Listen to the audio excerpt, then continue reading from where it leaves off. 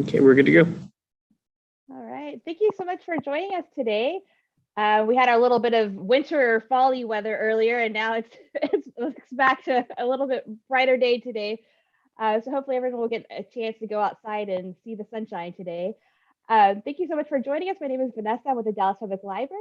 We do this Grow With Us series in conjunction with the Office of Environmental Quality and Sustainability. And we're so happy to do that partnership with them. Just a few housekeeping things for today. Your cameras will be turned off and you will be muted. However, if you have any questions or comments, please feel free to put that in the chat. This is also being recorded, so if you want to share it later, you'll get a link for the recording on the library's YouTube page. All right, thank you so much. I'm going to go ahead and turn it over to Judy to introduce our speaker and tell a little bit more about what her department does. All right, thank you so much. My name is Judy Schmidt, and I'm with the City of Dallas in the Office of Environmental Quality and Sustainability. And as Vanessa has already shared, we're just love partnering with the Dallas Public Library to bring these virtual programs to you. We actually bring 3. On Mondays, we have Grow With Us. On Thursday, we have Earth Day Every Day. And then we have Earth Kids, and right now Earth Kids is on hiatus until the new year, but we look forward to bringing it back in 2022 with some really great programming. And as it sounds, Earth Kids is geared toward the younger set, and then Earth Day Every Day is all about the topics I'm going to mention here in a moment. And Grow With Us is about growing things, healthy eating, healthy gardening, of vegetables and all things edible, and lots of things regarding the landscape and what you do to keep your natural environment around your home looking great. And we also provide all kinds of environmental tips on these programs and things that you can incorporate into your life. So thank you for joining us today. We also, as Vanessa mentioned, the weather has definitely changed and is leaning more toward fall, winter. I want to remind you that we here at the Office of Environmental Quality and Sustainability work on topics such as air quality, air monitoring, energy, water conservation, stormwater, green living, urban agriculture, and zero waste. We also operate a program. It's a big program called the Comprehensive Environmental Climate Action Plan. It's the first of its type for the city of Dallas. And we work with 17 departments within the city. And we also work with outside organizations to implement 97 action items. And this past year, there were just 148 actions that were underway. And you can go to dallasclimateaction.com and you can see all the updates on that. There's a great dashboard that just shows you the 8 focus areas, and of course, water and air, energy, transportation. Those are included in those 8 topics, but you can see the updates on the dashboard and just where we're at with that. So it's really easy and informative to keep up with it. In addition, I want to remind you that this is a great time to turn your sprinklers off. We want to save water any chance that we get. It's such a precious resource. And with the rain, hopefully you've had some rain at your house. We did at ours, so turn the sprinklers off. And if you don't know how, it's a great exercise to find out. The internet is a wealth of information, or call your landscaper and get them to show you how to do that. But we definitely want you to save water. And also, I just want to mention that brown actually is a color. So if your lawn is turning brown, it's not because it necessarily needs water. It's just because, the chlorophyll is gone, the leaves are falling off the trees, and that's just the way the grass looks this time of the year.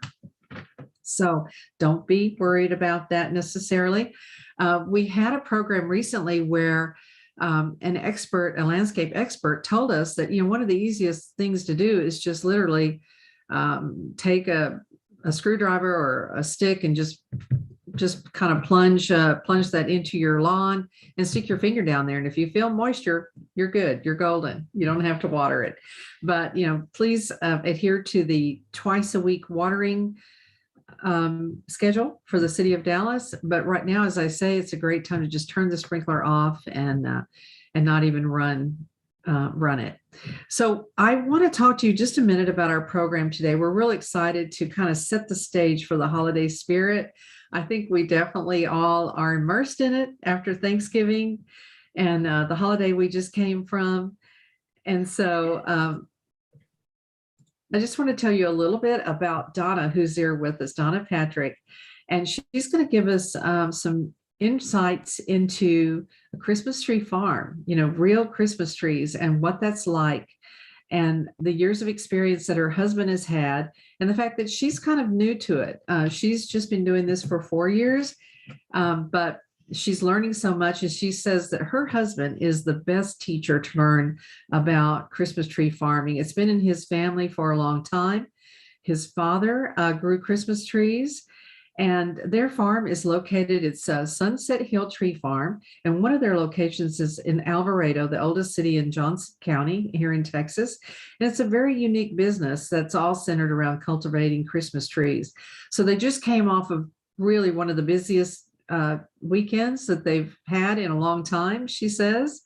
And because people came out to cut trees, they came out to buy trees because they bring some in from North Carolina. And they also came just to be outdoors and in the space of this magical place that's their farm. And with that, I'm going to introduce you to Donna Patrick. Please welcome her to the virtual podium, and let's hear what she has to tell us about real Christmas trees. Well, hello, everyone. I'm so glad to be here today. And yes, we have Sunset Hill Tree Farm in Alvarado, Texas. That's our main farm, and that's where we have the choose and cut field ready to go right now. We have a second location in Cleburne, and we have baby trees growing there, and we're also putting in a vineyard in that location. And so we have 2 farms for to keep us really, really, really busy.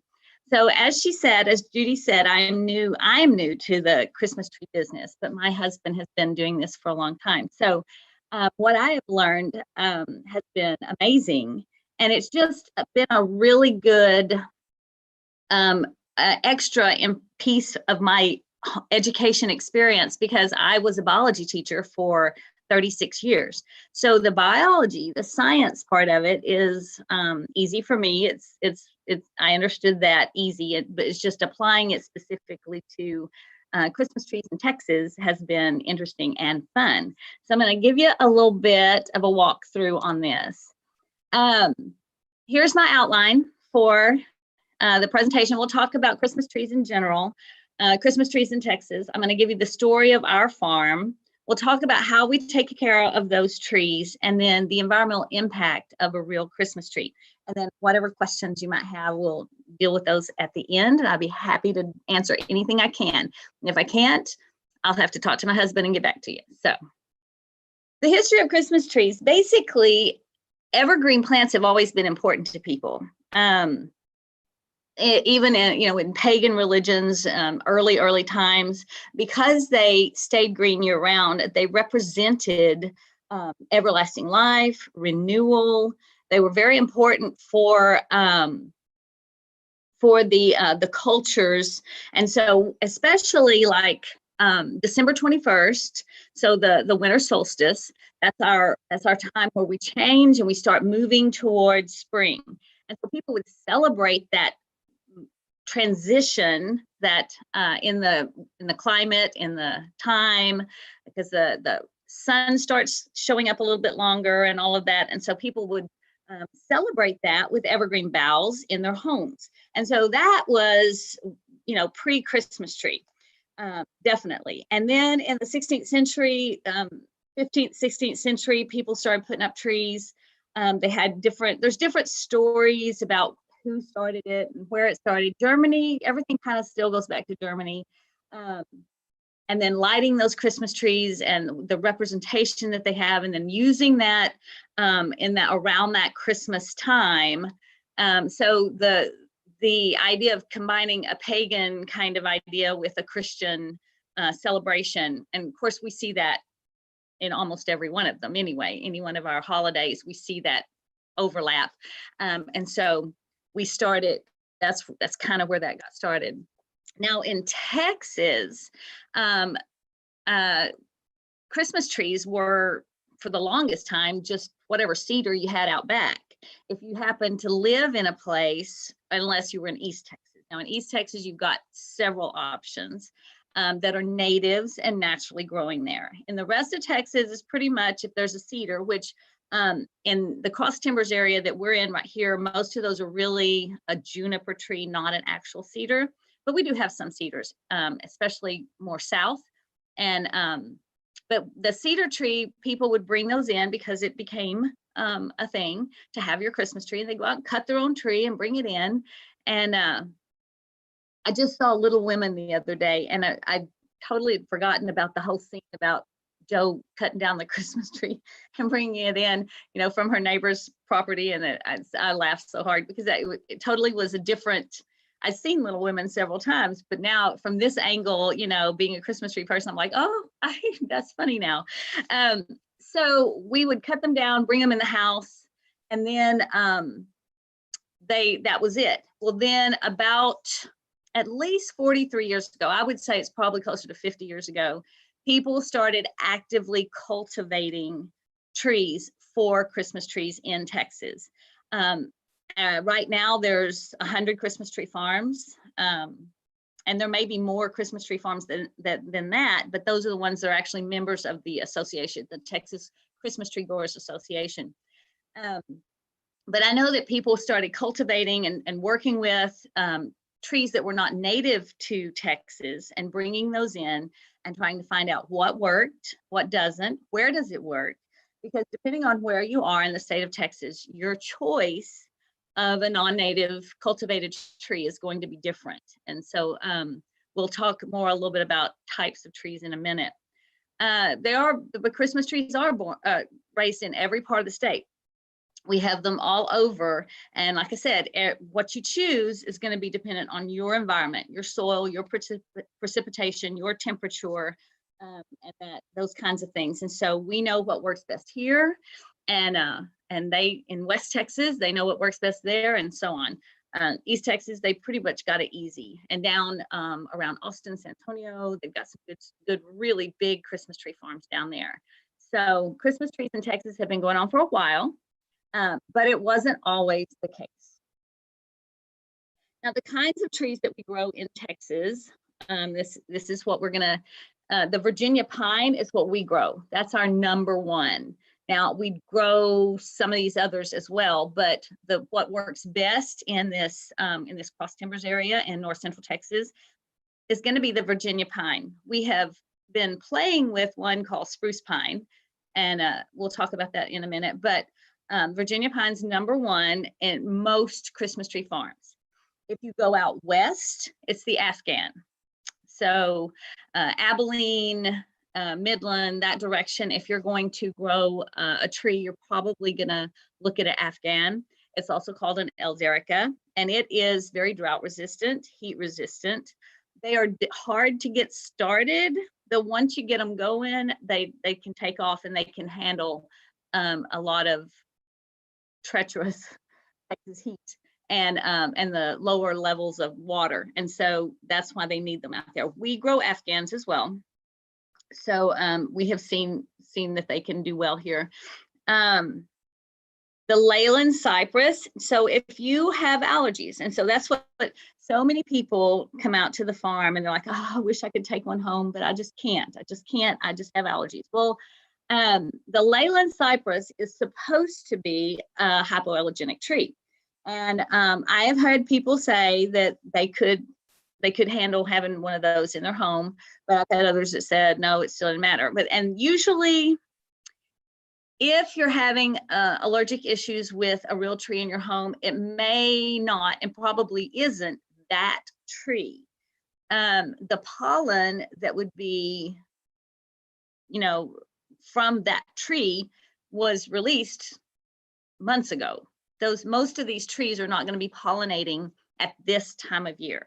The cedars down south in around Wimberley Hill Country area, that we've seen the huge clouds of pollen that they release. That starts in the end of December, January, February, but those are not the trees that we're looking at here.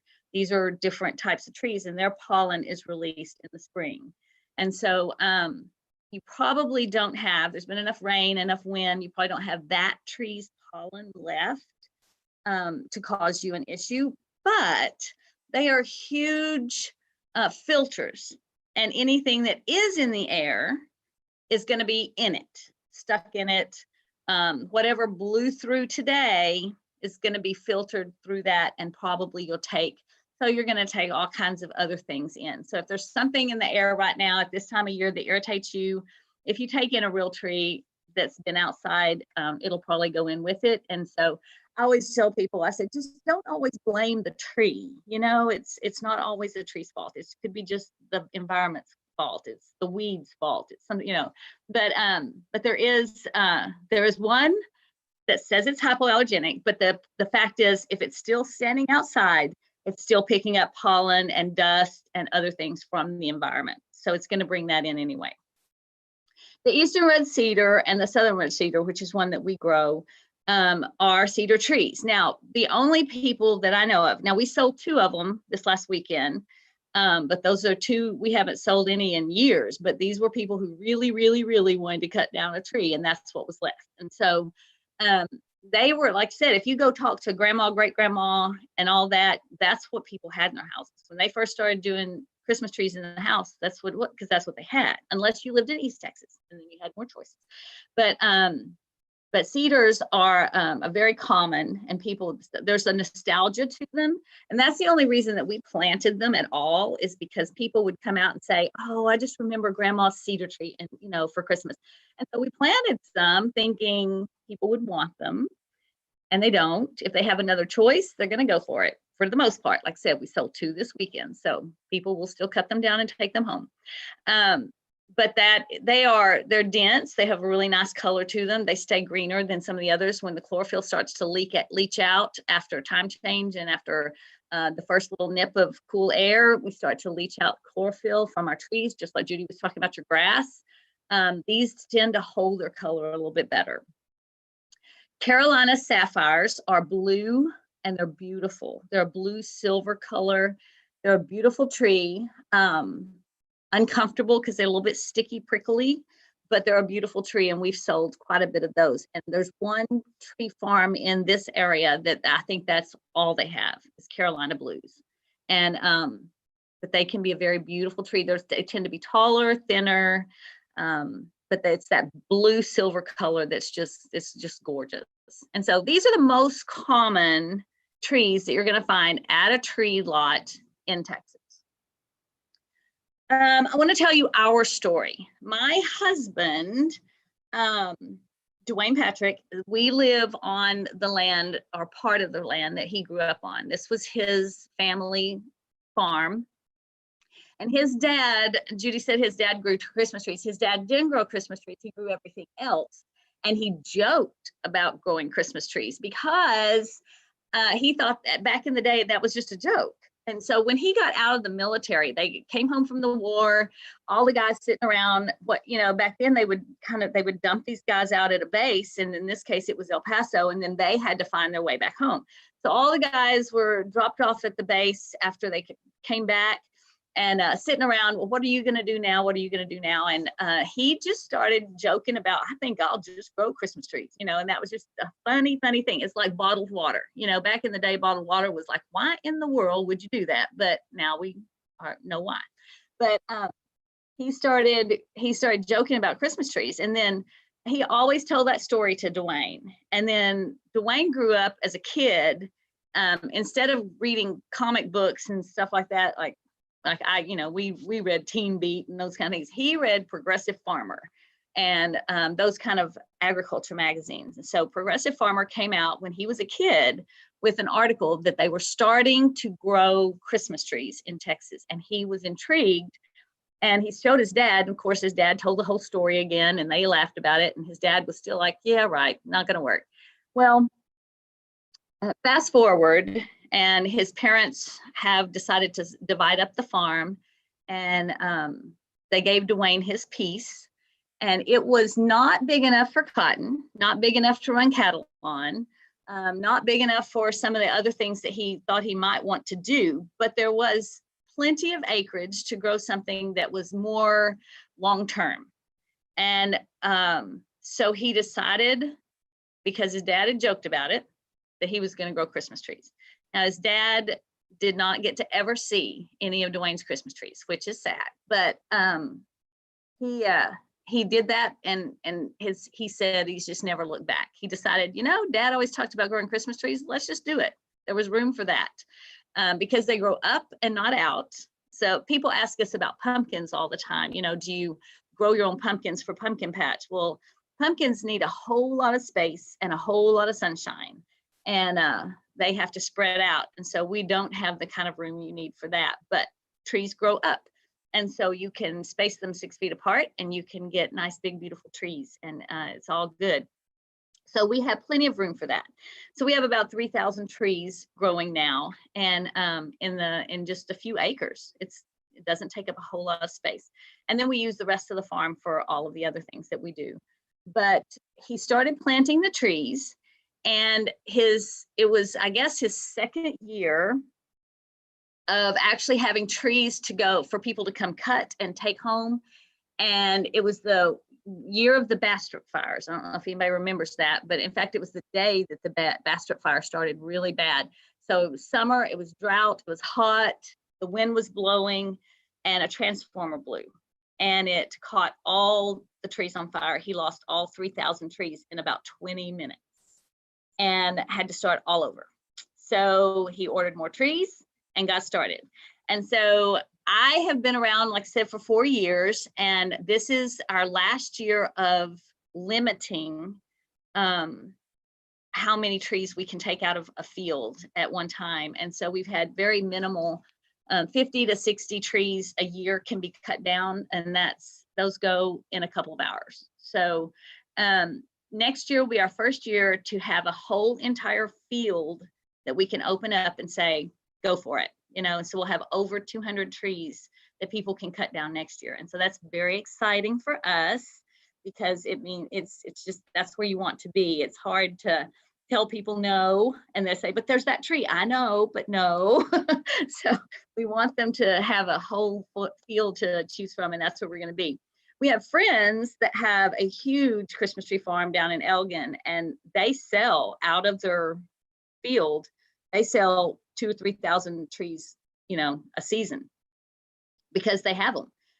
They have thousands and thousands of trees growing, and that is all they do. And that's awesome. We are not anywhere near that large, but at least we will have a whole field that we can let people go into next year. And we're very excited about that. So in the pictures that you can see behind Santa, you can see some of our smaller trees and one of the bigger ones. And then Dwayne looking at one, and that one that he's holding right there actually is a cedar. So I'm pretty sure it is.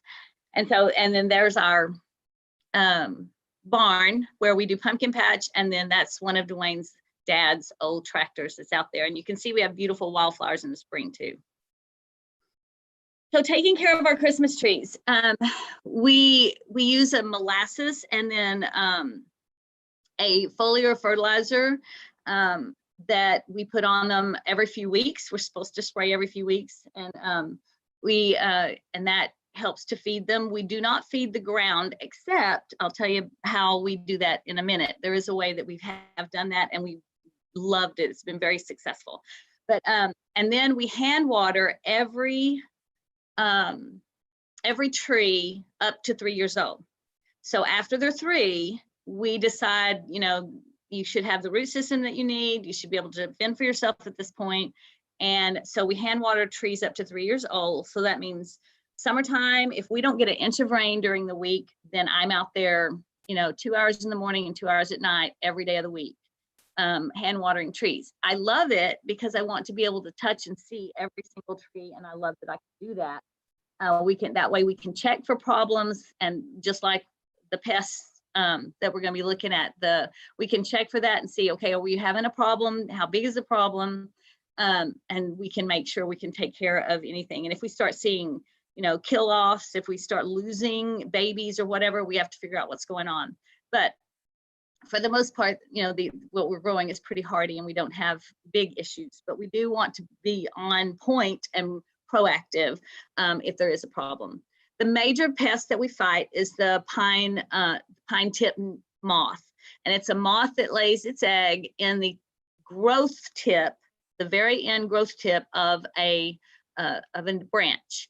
And so it injects it in there, and then the larvae grow and of course eat, and they kill that growth tip. So that's a real problem when we start seeing little brown edges on the trees. We know we've got pine moths and we've got to spray for them. And so we try to use as organic as we can. Now, the only true organic that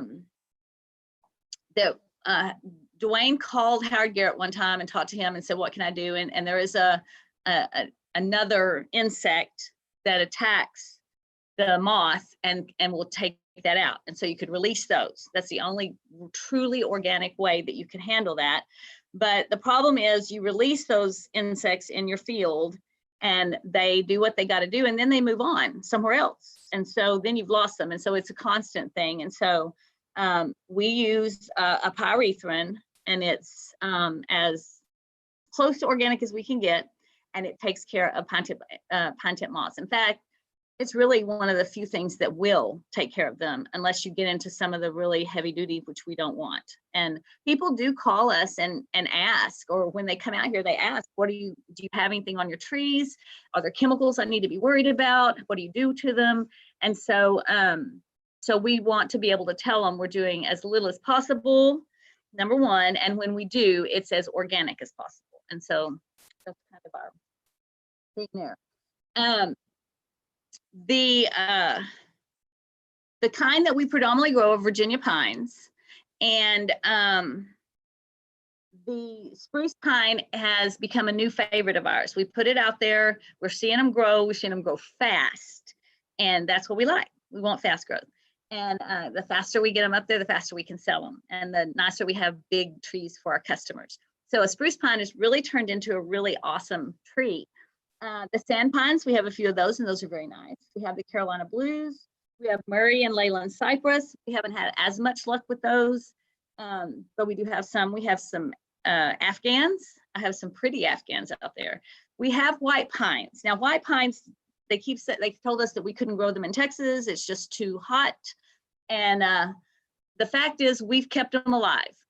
They haven't really grown much, but we've kept them alive. We have live white pines, but they're still very small. So I'm assuming is that we're going to have to really pour the water to them, and they're going to take a little more, a different type of maintenance than what our other trees are going to need in order to get up there. White pines, when they get full grown, they're the cousin of the Christmas trees. They have long, soft needles. They're not for everybody, and it'd be hard to put many ornaments on it. But if somebody's very into, simplistic stuff, then they're a perfect tree. And we've had some before and sold them that we brought in from North Carolina.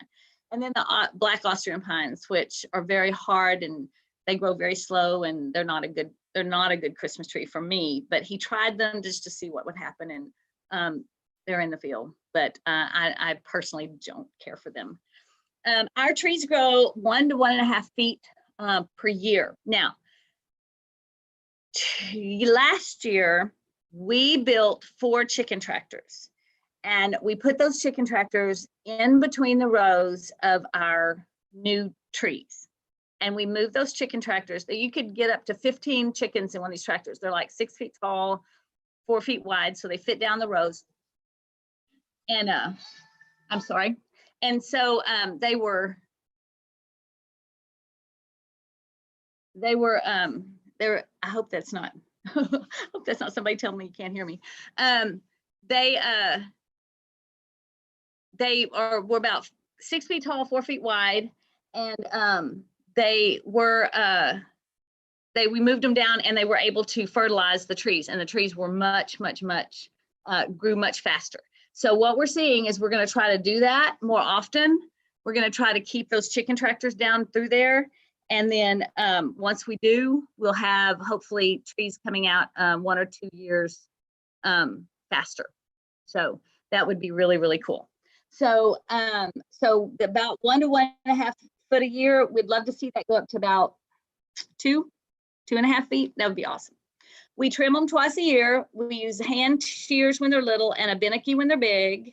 And we spray every few weeks. We order our seedlings from Florida. We can get them from Texas. We can get them from several different places, but we like to get ours from Florida. And we get them in the ground like right now. Like we're waiting on 500 trees, well, 700 trees right now. So we can get those in the ground because this is the time we like to get them in the ground. And then they overwinter, and then that helps them really build their roots through the winter because the cold really doesn't bother them. And so we get those roots built up over the winter, and then they're ready to go in the spring. And then there's the information about our chicken. All right, reasons to keep it real. Okay.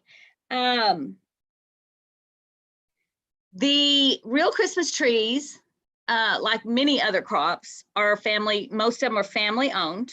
So you've got families that are growing and taking care of these trees and selling them. And so they use local people, they put money back into the local economy. They do all of those kinds of great things in order to do their business. And so very local, the whole shop local and all that. And we have a lot of people that's what they tell us. The reason they come to our farm is because that's what they want. They want to support locals, family owned businesses like ours. And we certainly appreciate that. And there are no, well, even in the like North Carolina and all that, everybody we've talked to up there, pretty much those are all family owned too, but those are massive organizations, but they're pretty much all family owned as well. We offer opportunities for employees to come in during on a season.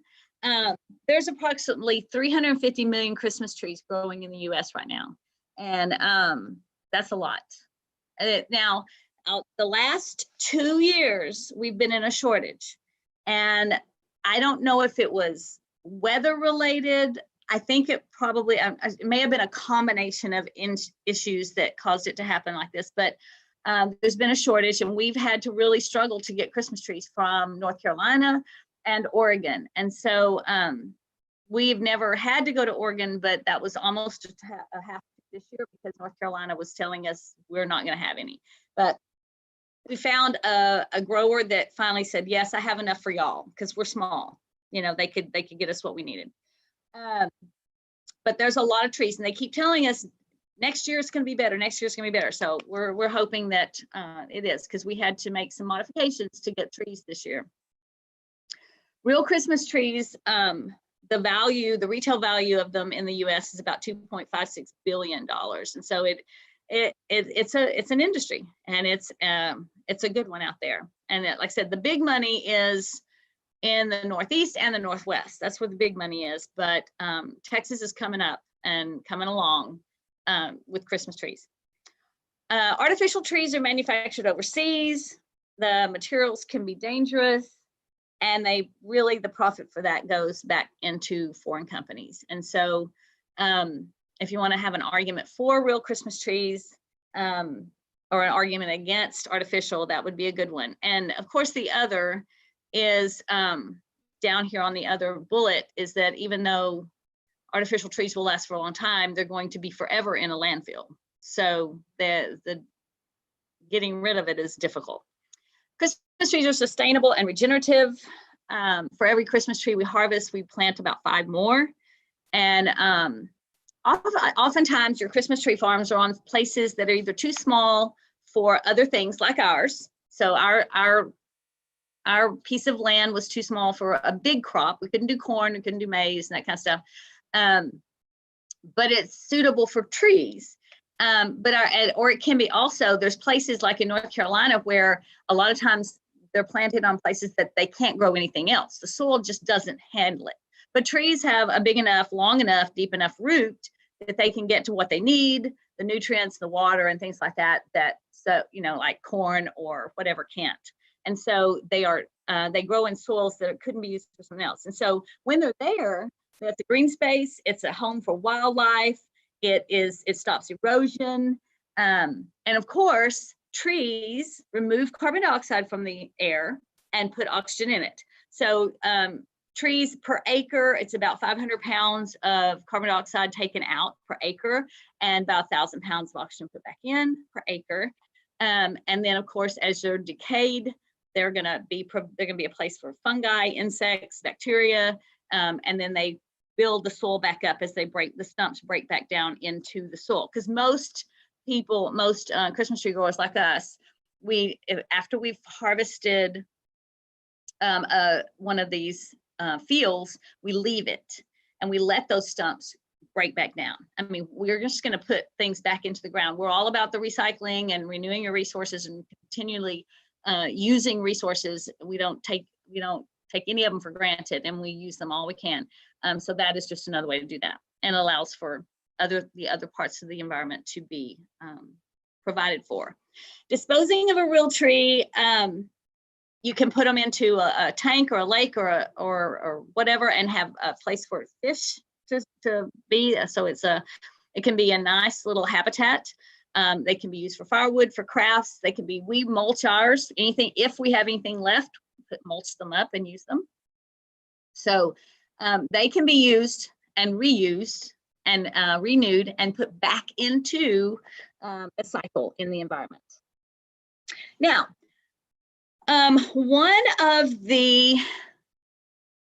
we talked about getting the word out about, we've talked about, as Christmas tree growers, we've had this whole conversation about how do we get the people to come to the Christmas tree farms? What's our advertising? All of that stuff. Hallmark Channel does carry actual ads for real Christmas trees, but I'll tell you what, the Hallmark Channel all by itself, without our advertisements, has done more for the real Christmas tree industry than I think anything else.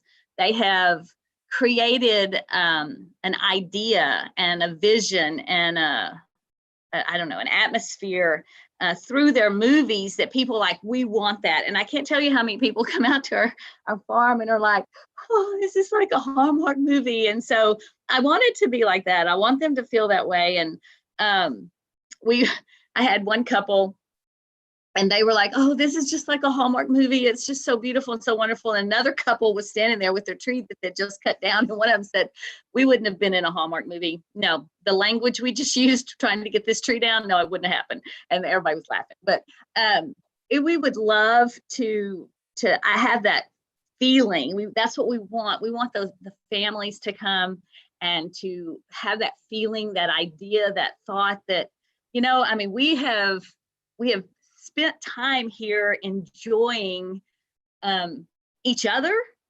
the environment, so clean air. The kids get dirty. I love it. Everybody's running and walking and playing and doing and talking, and that's what we want.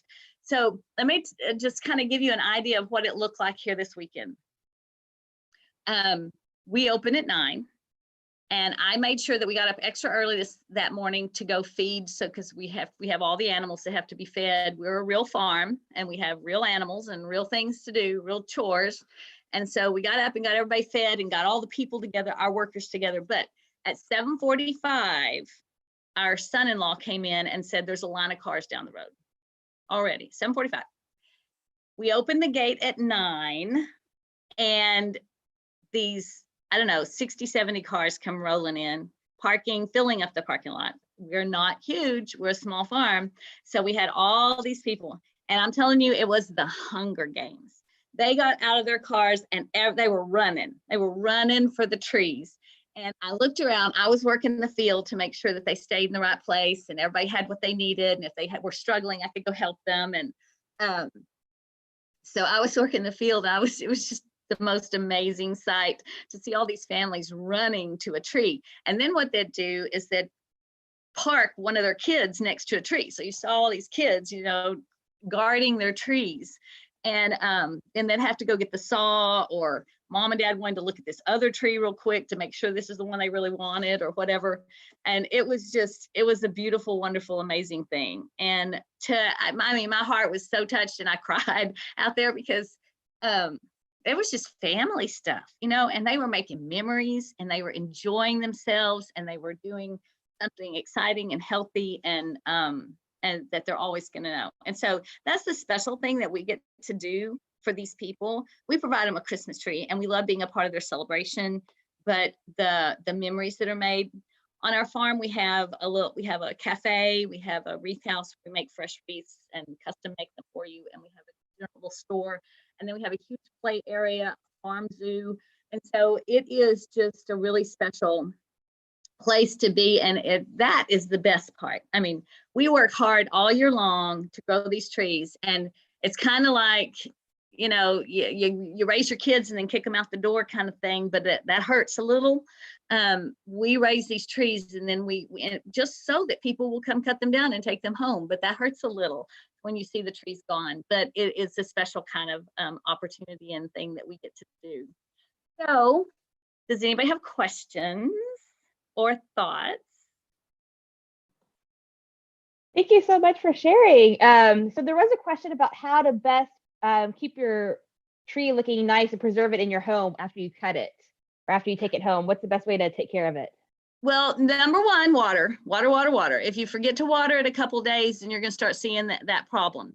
They do make products, like it's called Tree Life is one of them. There's probably a lot of different ones that you can get at any place that probably sells them, Lowe's, Home Depot, or whatever like that. But it's like the stuff that they give you when you get cut flowers. And it helps to extend the life of the tree. And it's, I heard, with aspirin, the one that this weekend that they said was 7-Up, put a 7-Up or a Sprite in the water. And that's, you're just getting sugar, right? So it could probably be anything, but that's at least clear. You're not getting the dark. You don't want the caramel, right, that a Dr. Pepper or a Coke would have. So you just want the sugar that's going to be in a 7-Up or a Sprite. That's going to help them. And so just anything like that. But the number one thing is just, you got to water, and you got to watch it if you let it go. Because especially when you first get it home, they could be really thirsty. Now for our trees, as soon as we get them, we cut the end off and stick them in water. And they'll suck up a bucket of water in no time because they've been in a truck. So as soon as you get it home, especially if it's been out of water for a few days, you need to really check it because it's going to suck up a bunch of water really fast. And so that's the main thing. All right. And she had a great question. So she asked, do all types of trees smell like pine, or do some of the other ones have like a unique smell to them? No, they do have unique smells. Their scent is different. Even among the pine trees and among the fir trees, you're going to get a different scent. I'm not super sensitive. Like my husband can pretty much smell one without looking at it and know what it is. I'm not there yet. I don't, I'm not a tree sommelier and yet, but I have been in the tree field enough over the last few days working with these trees that now I say, oh, okay, this one's a balsam. I can smell the difference between this balsam and this Douglas, right? So they are different. All right. And then another question, when you bring the tree home, is it best to store it in the garage or outdoors until it's ready to step in the house? You want to keep it, like where's the best place if you can't put it immediately where you want it to store that tree? Okay, well, definitely if you're running your heater, it's better to keep it away from that. So if you're running your heater in the house, yes, the garage would be better just because the heater is going to suck the moisture right out of it. And so the longer it can stay in a cooler place away from a running heater is better. So that is a better choice. Not in the sunshine because they get sunburned. And we had sometimes when they cut them down and they lay them in piles on the mountains in North Carolina, you can tell which one was on top because they'll have a little sunburn strip. And so you're like, okay, this one laid on top that afternoon and it got a little sunburn. So not in the sun, so out of the sun and away from a heater if you can't have it in the house yet. Perfect. And I know we've all seen those videos of animals attacking Christmas trees. Do you have any tips to keep pets away or? I don't know how to keep your cats out of Christmas trees. We have 12 cats here. And of course, we put over 250 Christmas trees up out there. Well, they have their brand new playground. I mean, but they haven't knocked anything down yet. Thank you. But I don't know how to keep them out of your trees. If your dog or your cat want to play with that, it's going to be hard. Somebody was talking about that this weekend about what they did, and I can't remember. I think they actually put a little fence thing. Now you'd have to be creative about what that looked like, but a little fence thing around the tree so that they couldn't get up there. But I don't think I would want that in my house. But just keep it in a room where you can keep it, I don't know, away from them. But the cats are going to climb in trees. I mean, and so I don't know. I don't have any good tips for that. Well, definitely don't use your pretty breakable ornaments if you have a cat that likes to climb, right? Yes. And something that we always did was put a garbage bag over the tree stand, so your skirt doesn't just soak up all your water. There you go. People don't think about it, so make sure you put like some kind of plastic over before you put your tree skirt down, because that will just wick the water out of it. That's a really good tip. That's a really good tip. All right. Okay. So another question. There are more. So right now there are no more trees for people to cut, but you can still get trees at your place. Is that correct? Yes, we have a few left. We will be open this weekend in Alvarado with some trees left, and it'll probably be our last weekend, though. We'll probably sell out this weekend, but yes, we do have a few left here, and we are open during the week at our Cleburne location, and we do have trees over there too. So we do have trees left. So yeah. And Perfect. and if you just want to come out and enjoy, even, if you want to get a tree, but even if you don't find your best tree, bring your kids out and let them play and pet the baby cows and drink hot chocolate. And it's just, like I said, I love sharing my farm with people. So I'd love for you to buy a tree for me. But if that doesn't happen, as long as you just come out and have a good time, then that's great. Perfect. And you mentioned some things you could do like after, Christmas with your tree. So I'm going to put a few links for where you can recycle them here in the Dallas area. But like you said, they're great. We used to have goats, and our goats loved Christmas trees. Like we had the Virginia pine, so that was a treat for them, is to just devour a Christmas tree. Yes, and many communities if you'll put your tree out, they will recycle them for you. So I mean, like in Burleson, I know they pick them up from your curb and take them to the mulching center for you. And so some communities have that, some don't. But another question: is there an entry fee? And is there a gift?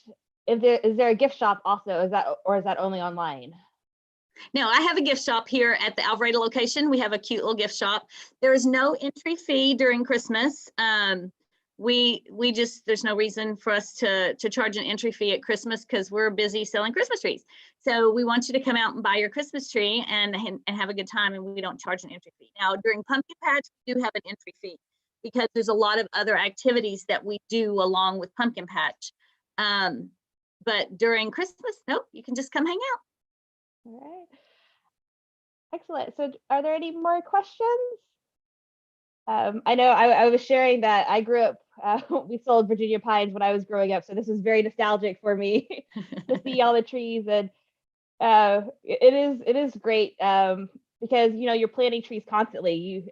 As soon as they're cut down, you're planting more trees. That's right. Ours are now 30 feet tall because we haven't harvested them in 20 plus years.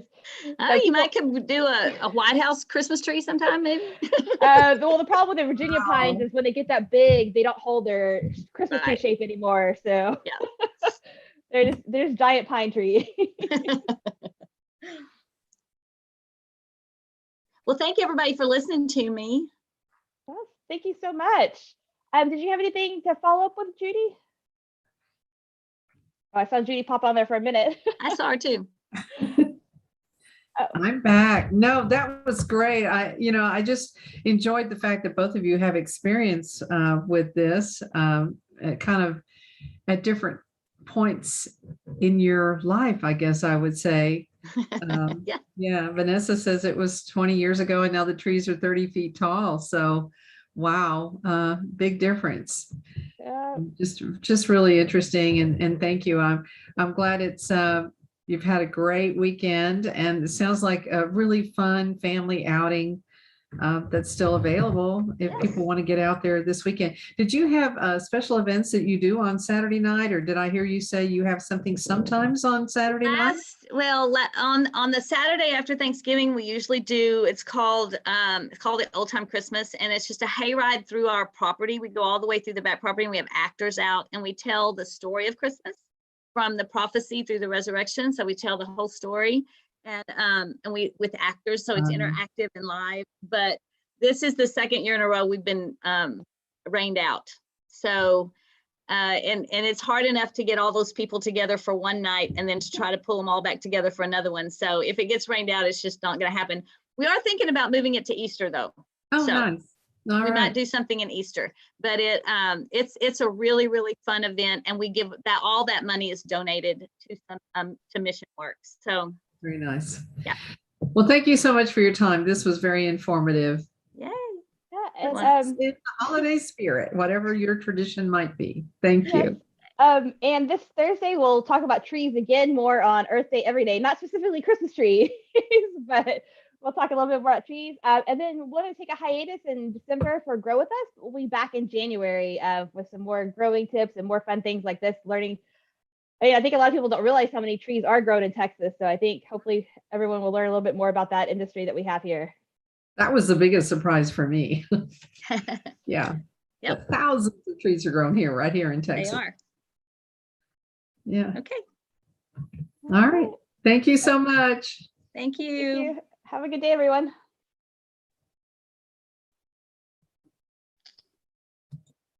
All right. Okay. All right. Thank you so much. Oh. This was great. We'll have you back on. Okay. So yeah, I'll do, and if I can figure it out and I can make sure that my Wi-Fi works where it should be, I'd love to do one like out at the compost bin or something like that. So that would be fun if I could do it outside, That would or be at least super. have videos from that. So that would be fun. Yeah, right. Right. Either or. That would be really Yeah. fun. Great. All right. Well, thank you all. Wonderful holiday. Take care.